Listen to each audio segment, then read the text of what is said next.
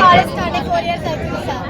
మాకు క్యాంపస్ ఇవ్వలేదు. ఇక్కడ టెంపరీ ఉండమని ఇచ్చారు మొన్న డిగ్రీ వాళ్ళు. మాకు సంబంధించిన కరెక్ట్ ల్యాబ్స్ లేవు. ల్యాబ్స్ కోసం కొండగట్టుకు వెళ్ళాల్సి వస్తుంది.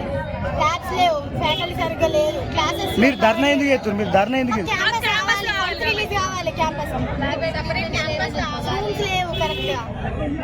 ఒక క్లాస్ కంటే ఒక రూమ్ అంటూ ఏది లేదు సార్. ల్యాబ్స్ కూడా లేవు. మాకు ల్యాబ్స్ ఇంకా జరగట్లేదు. ఫీల్డ్కి వెళ్ళలేదు. క్లాస్ చేసుకోవాలంటే మేము వచ్చిన నుంచి బీటెక్ అనేది మాకు నెక్స్ట్ స్టెప్ చదువుకోవడానికి అసలు ఏం బేసిక్